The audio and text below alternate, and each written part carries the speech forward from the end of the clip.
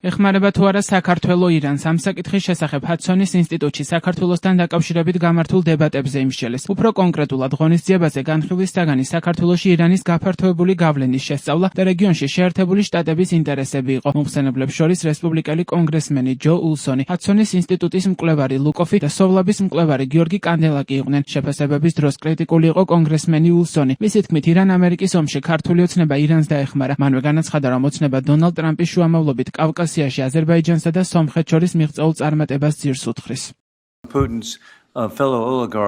პუტინის მეგობარი ოლიგარქის ივანიშვილის მიერ საქართველოს მაფიოზურად ხელში ჩაგდებას დამღუპელი შედეგები მოჰყვა ამერიკისთვის, ჩვენი სტრატეგიული ინტერესებისთვის და თავად მამაცი ქართველი ხალხისთვის, რომელიც სასიცოცხლოდ მნიშვნელოვანია და ცნობილია კავკასიაში სტაბილურობის, მშვიდობისა და კეთილდღეობის უზრუნველყოფით. ოპერაცია ეპიკური რისხვის დაწყებიდან მალევე ესეც დაუჯერებელია ქართული ოცნების მთავრობის წარმომადგენელმა გროტესკულად და დაუფარავად მოაწერა ხელი სამძიმრის წიგნს ირანის საელჩოში, რითაც გლოვობდა დიქტატორ ხამენეის და გმობდა ამერიკის დარტყმებს ირანზე. დარტყმებს, რომლებიც მიზნად ისახავდა ირანისთვის ბირთვული ბომბის შექმნის შესაძლებლობის აღკვეთას. ხამენეის გლოვა იმავე წელს, როდესაც დიქტატორმა ირანის 50,000 მოქალაქე სიცოცხლეს გამოასალმა, უბრალოდ წარმოუდგენელია. ეს ნათლად აჩვენებს ქართული ოცნების მთავრობის ორიენტაციას. ქართული ოცნება დაეხმარა ირანს მიმდინარე ომში, იმით რომ ნებადართო რუსეთის სტრატეგიულ სამხედრო სატრანსპორტო თვითმფრინავებს მისი საჰაერო სივრცის გავლით გადაფრენილიყვნენ ირანში. გადაეტანათ მარაგები ირანის რეჟიმის დასახმარებლად და პრეზიდენტ ტრამპის ძალისხმევისთვის ძირის გამოსათხრელად, რომელიც ასე წარმატებით აერთიანებდა სხვა ქვეყნებს, ვინ წარმოიდგენდა სომხეთსა და აზერბაიჯანს, პრეზიდენტ ალიევსა და პრემიერ-მინისტრ ფაშინიანს ერთად ამერიკის შეერთებული შტატების ოვალურ კაბინეტში, ორ ყოფილ საბჭოთა რესპუბლიკას. ეს ნამდვილად დიდი მიღწევაა, თუმცა ის, რასაც ქართული ოცნება აკეთებს, ძირს უთხრეს კავკასიაში მიღწეულ წარმატებას.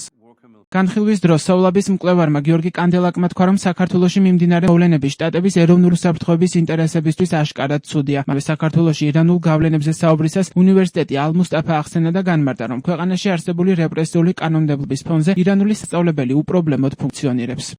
ჩვენს ანგარიში ციტირებულია ერთი შემთხვევა, ეს ეხება ამერიკის შეერთებულ შტატებში გამოჩენილი ირანელი ჟურნალისტის მკვლელობის მცდელობას. მას ჰქონდა გაეროს უშიშროების საბჭოში სიტყვით გამოსვლა, როცა თქვა, რომ მან დაინახა მკვლელი, რომელიც მის მოსაკლავად გააგზავნეს. ეს მკვლელი დმანისიდანაა და არის საქართველოს მოქალაქე. ასეთი რამდენიმე სხვა შემთხვევაც მოხდა. საქართველოს ორი მოქალაქე დააკავეს საბერძნეთში და ბრალი წაუყენა საბერძნეთის კონტრდაზვერვამ ამერიკის შეერთებული შტატების სამხედრო საზღვაო აქტივებზე ჯაშუშობისთვის. ეს არის ძალიან ცუდი, რაც საქართველოში ხდება ქართველ ხალხს არ მოსწონს, რაც ხდება აშკარად ცუდია შტატების ეროვნული უსაფრთხოების ინტერესებისთვისაც. საქართველოს მთავრობა კი პარალელურად უსწორდება და ავიწროებს უნივერსიტეტებს, საზოგადოების დიდ ნაწილს, სამოქალაქო სექტორს, ოპოზიციას. მაგალითად, ჩვენ გვაქვს კატაკლიზმური განათლების ეგრეთ წოდებული რეფორმა, რომლითაც საქართველოს ყველაზე რეპუტაციულ სახელმწიფო უნივერსიტეტს, ილიას სახელმწიფო უნივერსიტეტს უმცირდება ბიუჯეტი 97%-ით. ეს მაშინ, როცა ალ-მუსტაფას უნივერსიტეტს აქვს 3 კამპუსი და ყვავის. სკეპტიკოსი იტყოდა, რომ მას არ აქვს აკრედიტაცია, მაგრამ მერე რა ის ხომ არსებობს. ყვავის, ჩვენ გვაქვს რეპრესიული კანონმდებლობა, რომელიც შთაგონებულია რუსეთის მიერ. თუ თქვენ იღებთ გრანტს რეპუტაციული ამერიკის შეერთებული შტატების ფონდიდან, საერთაშორისო სტანდარტებით, იმ კანონებით, რომლებიც ძალაში ეს არის 6 წლით ციხეში მოხვედრის შანსი მაშინ, როდესაც ყალბი ირანული არასამთავრობო ორგანიზაციები ყვავიან.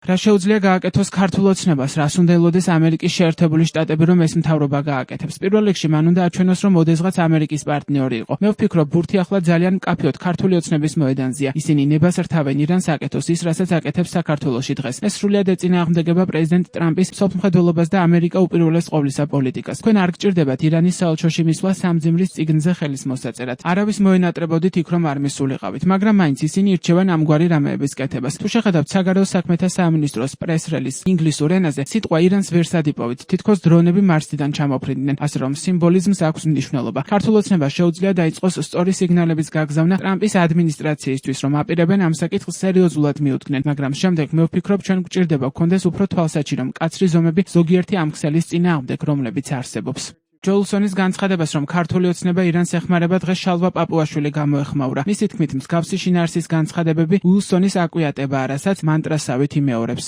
ბოლოს თქვენ როდის იგრძნით ირანის გავლენა საქართველოში? ასე როდის შეიგრძნით ბოლოს, როდის დაუბერა ირანულმა გარევამ?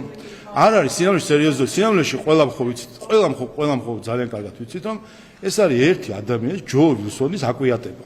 ამ ადამიანს აქვს აკვიატება საქართველოსთან დაკავშირებით და ხედავთ, რომ არ არსებობს, ესე იგი, მისი სიტყვა, სადაც ამ ჯადოსნურ ფორმულირებას პროირანული რა ვიცი რაღაცებს ამბობს ხოლმე ხო ჩინური კომუნისტური პარტია პროირანული და ამ ადამიანს ეს უბრალოდ რაღაც ისე აქვს რა ქვია აკვიატება აქვს რომელსაც მანტრასავით იმეორებს ხა იცით ადამიანს თუ აკვიატება ჩვენ ამას პოლიტიკურად ვერ უპასუხებთ ამას სხვანაირი პასუხი სჭირდება და საკუთარ ჯოლსონის აკვიატებაზე სერიოზული კომენტარები მე უბრალოდ შევწყვიტოთ ამით უბრალოდ უნდა შევწყვიტოთ სერიოზული კომენტარები ბატონი ვილსონის აკვიატებაზე იმიტომ ამას ჩვენ ვერაფერს ვერ უშველით ამას ვერც ავხსნით ვერც რამეს დაუმტკიცებთ ვერც რამეს ვეტყვით იმიტომ ამ ადამიანს ვიცით რომ ეს ადამიანი არის სხვადასხვა ლობისტური ხელშეკრულებების ნაწილი მათ შორის ანგარიშები გამოქვეყნდა ასე რომ ვაცალოთ ადამიანს აქვს თავისი შემოსავალი ამ თემაზე გააკეთოს ეს განცხადება ყოველ ჯერზე აიღოს თავისი შემოსავალი თუ რამე შემოსავალი აქვს ასაკი